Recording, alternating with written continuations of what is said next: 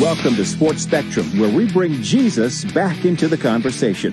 Here's your host, former ESPN producer, Jason Romano. Hey guys, welcome to the show. I am Jason Romano. This is Sports Spectrum. Our website, sportspectrum.com. That's a great place to connect with us here at the Ministry of Sports Spectrum with devotionals, articles, podcasts, all available at sportspectrum.com.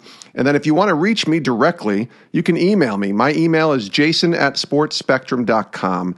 Comes to me directly, jason@sportspectrum.com. If you have a guest idea, if you have a topic that you'd like us to cover, if you have a story that you know about that we could write about or possibly have as a guest on our podcast network, you can email me, jason@sportspectrum.com. And yes, we have a podcast network, a network of shows all falling under the umbrella on the intersection of sports and faith. And if you go to sportspectrum.com, you just search podcast, you'll find all of our shows, Recalibrated, Table 40 with Matt and Leslie Holiday, our Football Sunday podcast, this podcast, and we got a brand new show coming your way tomorrow, actually, March 19th, and it's called Get in the Game with Scott Linebrink. He's a former Major League Baseball pitcher, and that show is debuting March 19th. It's available everywhere podcasts are found right now. I'll put it in the show notes as well, so you can subscribe to our brand new podcast, Get in the Game. And the idea, the concept of that podcast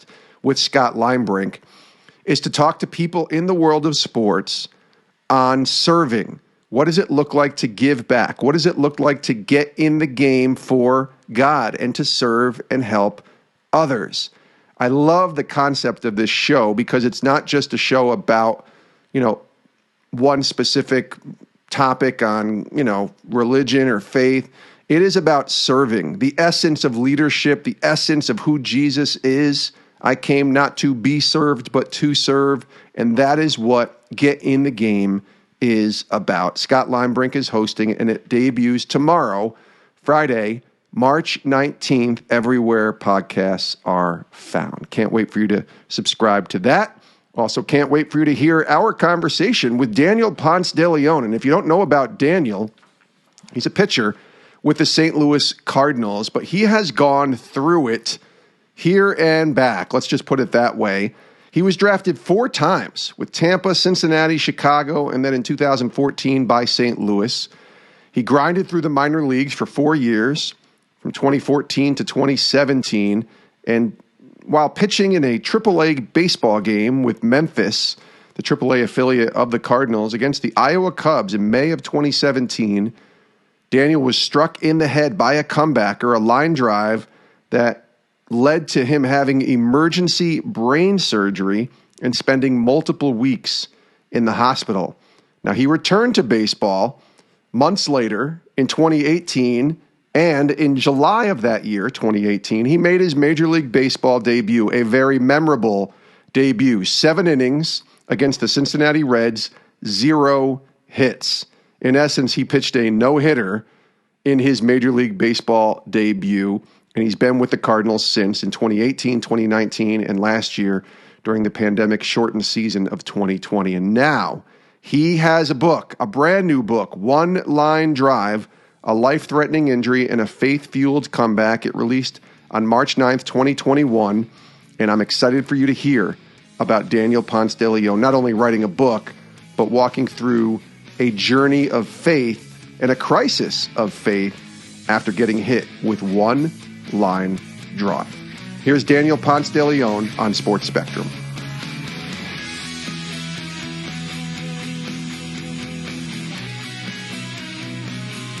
What's up, Daniel? How you doing, buddy? I'm doing great, Jason. How about you? I'm doing good, but not as good as you, because not only are you getting ready for another baseball season, but you are an author, my friend. How does this feel to be an author? Feels weird. Never, like we were saying earlier, never really planned it, but God does laugh at our plans. Very much so. Let's put it that way. So tell us about the book. I know I've gotten to read a good portion of it. I haven't read the whole thing, obviously, yet, but I know your story. We've written about your story a lot at sportspectrum.com. And it really is about as vulnerable and authentic of a book that I've read in recent times about you being open, not only about your faith, but about your struggles and your shortcomings as well. So walk us through why you wanted to write this book. The reason why I wanted to write this book, well, first I didn't want to write it. And then there was a decent amount of convincing going on. And then it was mainly just the reach out from fans, from people and lives that said they were touched and wanted to know more. So I thought, my agent Brian Grieper, who's pretty much family. So it's tough to call him agent, but he's been talking about it. I was like, all right, fine. I'll, do it. But if I do it, we're going to go all in. So then once I started writing it, I'm not a good storyteller. So I just tell it exactly how it was as best as I could remember. And it's pretty much a raw book there. Yeah, it is. And when did you decide to write this? I'm guessing, because I know how long it takes to write a book. I've done a couple, and it's a process. And some people can turn it around in just months. Others, it takes a couple years. When did you decide to start writing this? It took about 1.5 years to really get it finished up. It was supposed to come out last spring training, and that didn't happen. It came out another spring training later, but it's fine. And it is a lot of work, and thankfully I was hidden from a lot of the back processes that were going on. And, the main thing I was involved in was writing my story and telling it as raw as possible, making sure that whatever's in the book is true and accurate. Yeah, and it's a great read. I want to encourage people to go pick it up. It's available and released on March 9th, so it is out now. You can go to onelinedrive.com is the website. It takes you right to a place where you can order the book, One Line Drive, A Life-Threatening Injury and a Faith-Fueled Comeback with Daniel Ponce de Leon, who is our guest here on Sports Spectrum. You just became a dad for the third time as well, my friend, huh? How's that going? Yeah, it's amazing. I love kids. I want a lot of kids. There's always those little couple years in there where it's a bit of a struggle. But my first two, they're kind of over that hump, and they could speak, and you could communicate with your kids now and start giving them duties. Like I got my son feeding the dog. My daughter, she gets to take the stuff to the recycle bin. Okay. And my baby, she knows how to eat. She knows how to eat and poop. That's all they do. They eat and poop for a little while, and then they start to grow into little humans. Good for you, buddy. I mean, that's so cool to have 3 kids. I have to imagine, because it's brand new, right? Like your wife just had your third within the past month, I would say, right? February 11th. Yep. February 11th, man. So are you finding that, first of all, the wives are the true heroes in all of this? Whenever I talk to athletes, especially guys, the wives are the unsung heroes in all this. But now you have to play zone defense. You can't play man-to-man with 2 kids. You have to play zone. Yeah. What's that been like the last, month and a half with 3 kids now? And you're in spring training too, and that's a whole different animal as far as getting ready for a baseball season. It was a lot of – you have to be a professional scheduler, especially when your kids start getting into things. Like I just signed up my son for – soccer and jiu-jitsu this off season. So I had to coordinate because he had things Monday through Friday. So I had to kind of coordinate my throwing and lifting along with him. And then whatever else my wife needed for her, checkups in the off season because she was still pregnant at the time. So, there's a lot of juggling and stuff. And thankfully we have an army up where we live with my wife's family. And, they bless us with whatever we need. They could come along and help out, which is pretty much big time. You just got to make sure you give each kid their attention as well, Mm-hmm. So you're not just focused on one, one's left out. Well, plus, isn't life as a pro athlete, as a baseball player, so much about schedules anyways? Like your schedule is down to the T of where you're going and what you're doing and when you're doing it. I'm guessing in the off season too, like you just described, but especially during the season, right? Yeah. Everything's pretty much a routine. You go and you hit this, then you're good. Or your downtime, you kind of schedule out your downtime really. It just doesn't happen. And, I had to make adjustment to my normal off season schedule. So I was throwing, as early as 8:00 in the morning, which is not my style, but it kind of grew on me and, got me ready for spring training a lot easier. That's good. And you're down there now in spring training, getting ready for another season. What's the vibe like on the field and in the clubhouse with the team. I have to imagine you still have some veterans there, and guys like Waino and Matt Carpenter and Yachty are all back making a go of it one more time. And then you bring in a guy like Nolan Arenado, and there's excitement around the St. Louis Cardinals for the 2021 season. I have to imagine the clubhouse and the vibe's pretty good right now. Oh, it's great. Even with all these protocols and stuff, you could feel it's a little bit different this year. We know we're good. We always knew we were good, but now we know we're good. Bringing in Arenado, that kind of like really solidifies the lineup and all the hitters around it. And we already had one of the best we had the best defense. Now we're going to have even more of a best defense, adding him there.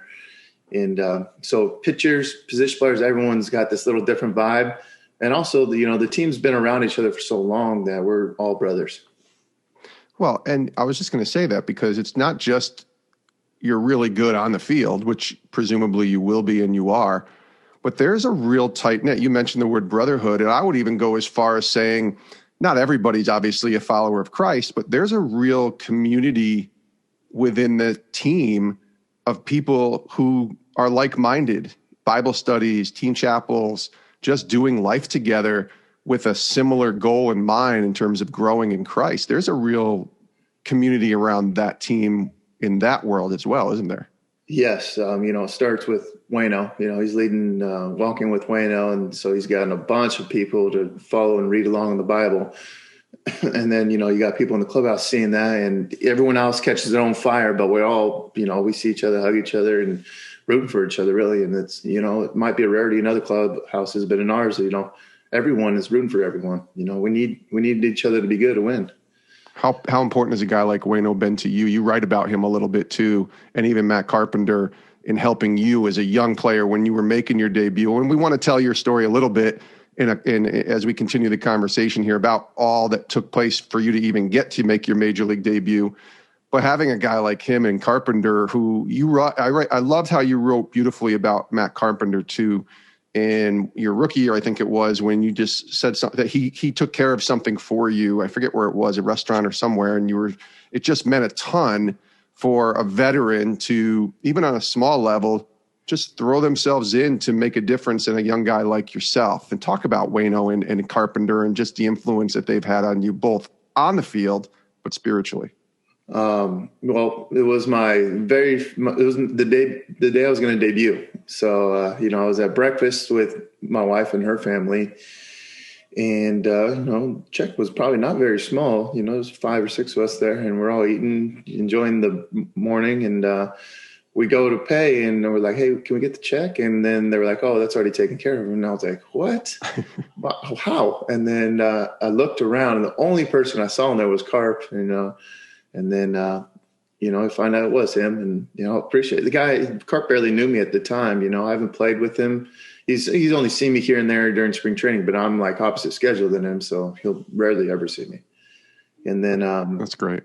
It was nice. And then, Waino, you always watch him. He's been around forever, so you always just watch what he does and stuff. And then I get to talk to him. I always come up to him and ask him questions about God and what he thinks, and even situations where I'm like struggling or mad or something, I'll go up and talk to him, and then he'll kind of help me straighten things out. I love that. Daniel Ponce de Leon is our guest here on Sports Spectrum. I want you to recall a year ago. Go back to a year in the pandemic when it hit and kind of what life was like for you. You talked about even hoping to have the book out a year ago, and I'm guessing even in the pandemic you were able to fine-tune, some of what is in the book based upon the time that you had, because everybody had to kind of quarantine and stop and pause for a little bit. And it seems like we're on the other side of it right now. We still have protocols and things that we have to watch and masking and things like that. But a year ago, nobody saw what was about to take place on March 10th, March 11th, when everything stopped. Where were you? And take us back to that time about a year ago when the pandemic was declared and everything that changed in your life.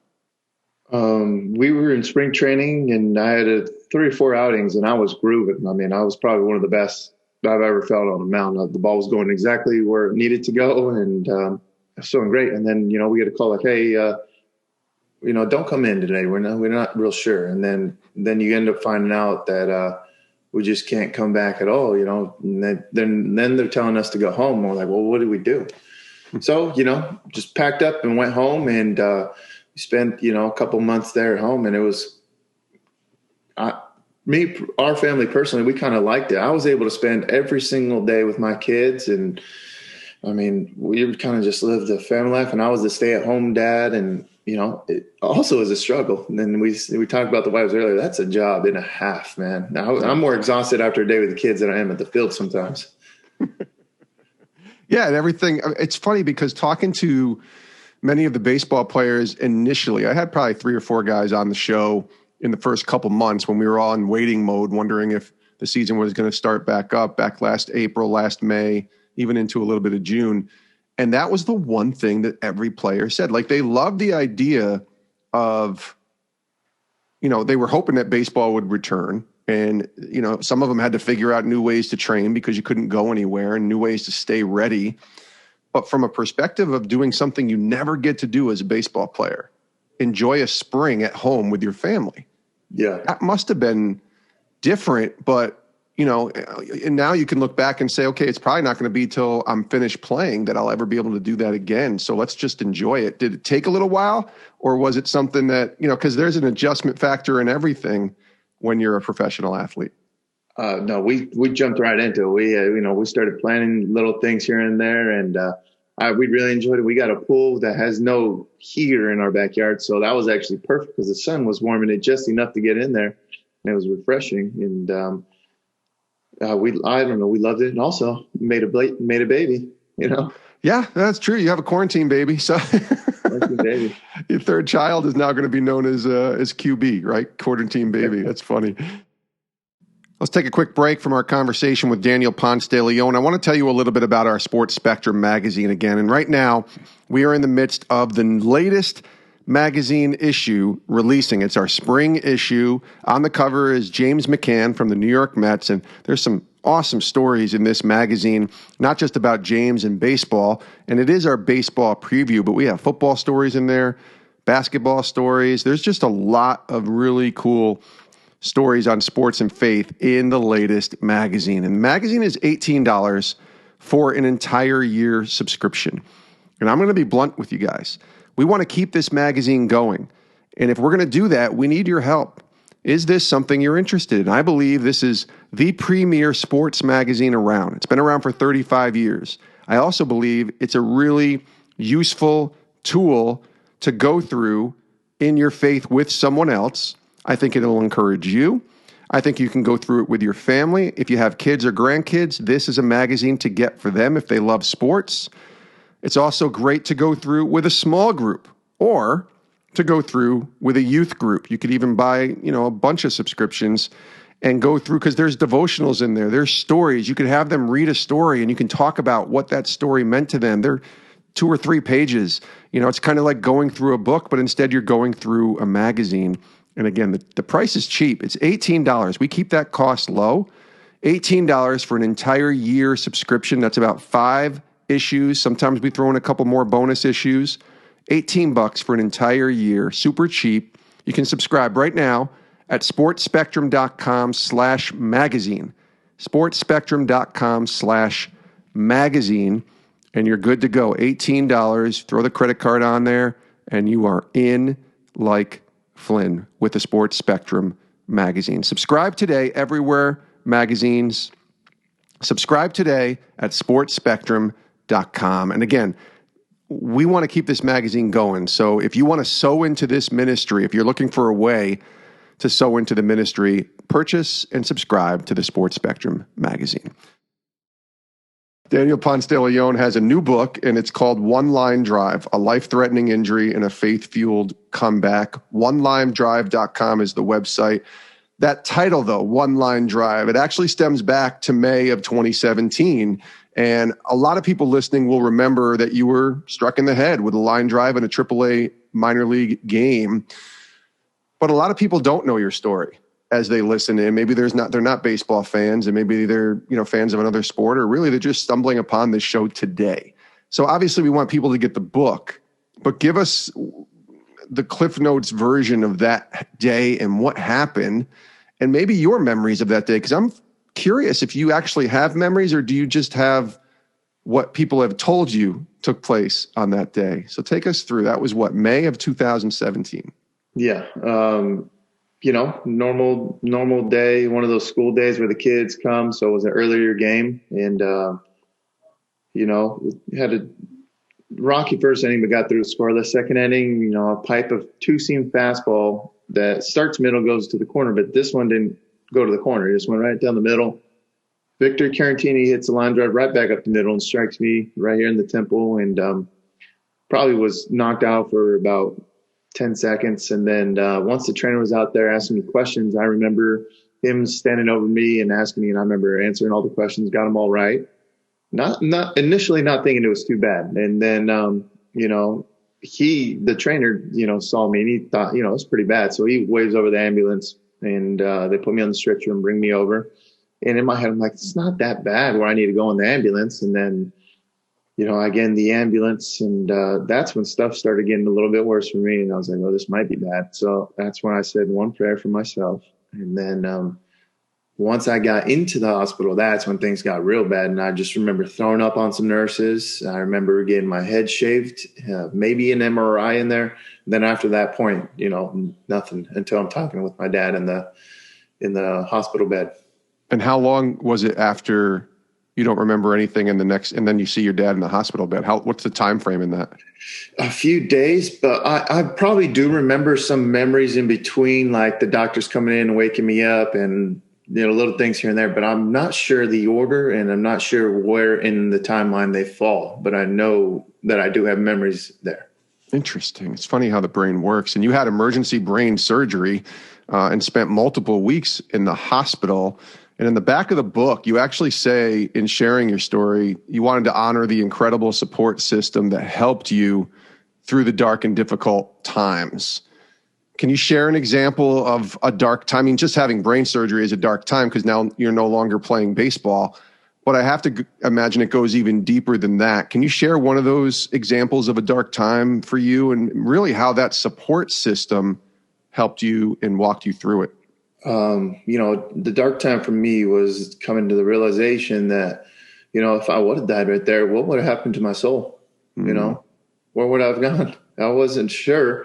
And then when I go back and look at just, I put my faith in God, but did I really? And I would call myself one of those lukewarms at the time. And then so right when I, came to, I had my dad come over, and I had him come pray on me. And, from that point on, there was like that peace that I needed, that I searched for. And then from then on, I was fine mentally. And I know that was also backed up because my dad, he would spend the entire night with me in the hospital. And then during the day, my wife, who was my girlfriend at the time, and her dad and my son would all be there, and they'd be watching me throughout the day, as well as with my trainer, Scott Ansel. He was there for a couple of weeks. Right. So that's the support system that was there for you. And that dark time, man, that's a real a crisis of faith. You hear that word mentioned a lot, right? When you're in your lowest point, I mean, you don't know how serious it is. Obviously, brain surgery is serious, so you don't know what could have happened and what might have happened. What did that do to you, though? Because the subtitle is A Faith-Fueled Comeback. So I'm guessing something happened there, not just from a rehab perspective, because you do make it to the major leagues, and I want to tell that story in a second. But there's a real transformation going on spiritually with you in your walk with the Lord. Can you kind of take us through that? Yeah. Once I finally got home from the hospital, I set my heart out to not be lukewarm anymore. I turned into the daily reading of the Bible, studying the Bible, and, healing my spirit, my soul. Even in the Bible, it says, a healthy spirit is fat to the bones. Yes. And, so I really put my focus on my faith. And from that point on, I was getting built up more and more with just digging deeper into God, really. And then what happened as you started to do that? What took place? After the fact? Yeah. It just, you put my faith deeper and deeper. And then, I was able to come back and play some baseball, and then made my debut, and the Lord blessed me and answered some of the prayers I've been praying. That must have been the longest year and 2 months I can ever imagine, but the growth when you look back, they say, what's it say in James, consider it joy when you face trials of many kind, right? I have to imagine you look back with joy in the 12, 14 months of rehab, because it wasn't really 14 months because you were pitching in the minors, right? You made your return to baseball. How soon? Less than a year later? 3 months. 3 months? Well, later. I started retraining 3 months, and then I pitched against some guys within like 4 or 5. Right. So May to September. That's pretty awesome. I can't imagine, though, when you look back, you can see the joy, even though it might have been hard and it might not have been easy, the joy that you can experience looking back, going through that. I look back at my life really and look at the joy, like, God, if you would have let me go down the road that I wanted to go down, it would have been way worse than what he had for me, really. It wasn't just that one segment, that was one of the biggest ones that made me flip around. But before, there's all these little periods where I just, crash back up, just inching my way up until that big crash. And, if it weren't for all those little moments, then I wouldn't be where I am, for sure. How hard was it to get back on the mound and throw a pitch to a batter the first time after getting hit? Was that something that you had to kind of mentally work through to even get to that point, or were you just good and jumped right back on the mound? No, I was ready. I was hungry. I wanted to go. I wanted to pitch. I told the guys, let's go. You better be swinging, and you could tell they were kind of iffy in theirs, but I wanted it. Was not afraid, just don't throw the ball down the middle again. Crush it. That's interesting. So you blame that ball that hit you in the head on your own pitch where you threw it? Oh yeah, it's definitely my fault. That, and probably, God was like, here, you need to wake up, hit you in the head. I'd say it woke you up. Have you had to come? Go ahead. Sorry. In the Bible, it says, God chastens his children like a father would chasten their son. So yes, I'm thankful for that. Have you had a comebacker hit you? Obviously not in the head since you've returned and pitched. Yeah. Jose Altuve's hit me at least 2 times now. He's hit, one in spring and then one in the season. Bounced one off the ground, hit me in the thigh. My thigh was messed up for like a while. It was random. Like, it hit the medius part of my body, and that was the one that hurt the most. But was that like a quarterback coming back from injury and just like, I needed to get hit? And it's like, did you need a ball to come at you to kind of get past what took place when you got hit in the head, or was that not? No, that was never a thought. I don't know if it was for anyone else, but for me, I didn't really care. If the ball comes back, I want to catch and get him out, and that'd be a good thing. But otherwise, I didn't really care. No, it's good that you're able to move forward with that. Well, I want to ask you one more question about on the field, and that was July of 2018. We wrote about this. I'll never forget this day because you made your major league debut with the Cardinals. And not only did you make your major league debut, but you threw 7 no-hit innings, which is just incredible when you think about your entire story and wanting to share it with others. Take me to that day and getting the call and going up. And you write about this too. And certainly the book will tell you a lot more details. But that day, that moment, and you mentioned Matt Carpenter buying your breakfast. That was a good day to start that day. But getting ready to pitch, putting on that uniform and going out there, what was kind of going through your mind? After breakfast, I had my wife take my son and the family, and they go do whatever they need to do. And I just needed to spend some time with God, so I needed some settling, because, you wake up and you do have that feeling like, it's debut day. You get a little bit antsy. So then I spent my time, did my reading, did my prayers, and, then that peace and calm came. That was one thing I just prayed to God, like, I need this. And he gifted me with peace and calm. From that point on, it was, honestly, it was probably the most peaceful day I've ever pitched in my life. I don't know how or why. Well, I know how or why, the prayers, but otherwise, debut day, you'd think it'd be way worse. No, it was nice. And, so I go out there, and you'll read that I also had another little setback right before I started, but, still had that peace in me, and I threw, and it was like a quiet day for me. Nothing could have fazed me that day. And that was against Cincinnati, correct? Yes. July 23rd, 2018, 0 hits in 7 innings. Now, that was a game. Did it go extra innings? Because you didn't have a decision in that game, correct? No, yeah, we got walked off in the 9th. But that didn't take away. You had the family there and everything watching, right? Yeah, everybody was there. And my sister drove 8 to 12 hours, I forget, a ridiculous amount of time just to watch. And then she had to drive back that day, too, because she had work the next day. Yeah, but you only have one debut, right? Yeah. And I'm telling you, my family, they're a big backbone in my life. You know, they'll come from the east and west just to come see me. I love that. Well, as we wind down, you say your purpose is to help others understand, this is on the book, that God wants to be a part of their lives as well. Can you walk us through your relationship with Christ right now, where it is, how it guides you, and maybe even, as you know, maybe I asked this question, I don't know if you heard the podcast before, but I asked the question of what's the Lord teaching you right now? So take us to today, right now, 2021, you're at spring training. Where is your relationship with Christ right now, how it guides you, and maybe what God is teaching you? Right now, I want to say it's as deep as it's ever been, only because I've been reading every day. And then tomorrow's going to be as deep as it's ever been, because I'm just not going to go back, Lord willing. I can't live without him. I can't. Wisdom, knowledge, everything you need in one.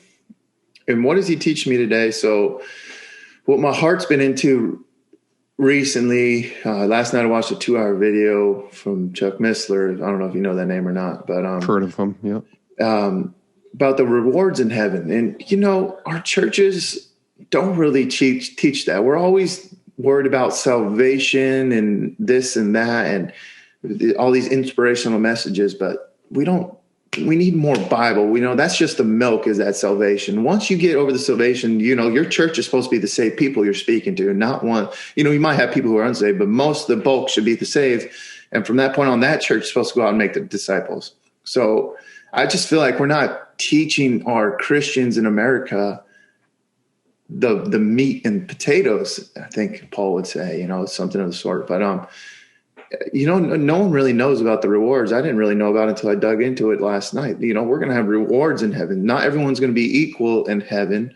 And, there's going to be some weeping and crying in heaven, because you're going to miss out on things that you could have had. You're going to lose your inheritance. That's what it is. You see throughout scripture that the firstborn loses their inheritance, and it goes to like the second ones. And we don't really get taught about it. So I don't know if my passion is the rewards or right now, or just, I feel like the church is under-taught. Just getting the milk, really. And we need to step up and start eating, feeding more. And then that's how you catch that fire, and it'll start spreading the disciples more. No, that's really well said. And that's a different answer than I expected. So I love that. And I'll have to text you after. No, it's great. I love it, because I want to see this Chuck Missler video. So I need you to have you shoot the text over to me with that YouTube clip. But Daniel, this is great, brother. Congratulations on becoming an author. I know what this feels like, having a book in your hand with your name on it. It's very strange, but it's a really cool platform that God has given you to not just pitch in the major leagues, but to also expand on that and write a book. Congratulations, brother. All the best to you. And I hope you have a great season in 2021. Thanks for joining us. Thank you, Jason. And many thanks to Daniel Ponce de Leon, the St. Louis Cardinals pitcher, for joining us here on Sports Spectrum. One Line Drive is the name of his book. It's got a great picture of him on the cover throwing a pitch. And listen, go get that book. Go support the book, because Daniel wrote it to help others. And as he said, to help others understand that God wants to be a part of their lives as well. His goal here is to use his story and his platform to point people back to Christ. And you can do that by supporting him in this book. Go get it now. Everywhere books are found. One Line Drive by Daniel Ponce de Leon. It was released through Faith Words Publishing and is available right now for you to purchase. Check it out at onelinedrive.com. Thanks to Daniel for joining us here on the show today. We also thank you for listening. Again, a reminder, with our podcast network, all of our shows are available everywhere podcasts are found. If you search Sports Spectrum, you should be able to find that. And then we got a brand new show debuting tomorrow, which you can go subscribe to right now. I'll put it in the show notes. It's got a trailer there that you can listen to with Scott Linebrink, former Major League Baseball pitcher, and he's hosting a show for us now called Get in the Game. So we want you to get in the game by subscribing to his brand new podcast, and it debuts tomorrow, Friday, March 19th, with 2 episodes. And his first 2 guests are pretty big-time guests. The manager of the Los Angeles Dodgers, Dave Roberts, world champion Dodgers. He's the very first guest on Get in the Game. And then longtime pitcher Andy Pettitte, the World Series champion with the Yankees, also pitched with the Astros. Andy Pettitte is the second guest, and you can hear both of those episodes coming your way tomorrow, Friday, March 19th, and then certainly after that on demand whenever you want to listen. Everywhere podcasts are found. Make sure you subscribe to Get in the Game with Scott Limebrink. We'd also love for you to get in the game by subscribing to our Sports Spectrum magazine, which is just $18 for an entire year subscription. And you can subscribe right there at the website, sportspectrum.com. Again, $18 for an entire year. It gets you our print edition of the magazine, and it's got James McCann from the New York Mets on the cover. So it's a baseball preview available right now. You can subscribe at sportspectrum.com and then put the / in there and the word magazine, sportspectrum.com/magazine. Thanks for tuning in today. We love you guys. We'll see you next time with a brand new episode of Sports Spectrum's podcast. I hope you all have a great rest of your day. Please do stay safe.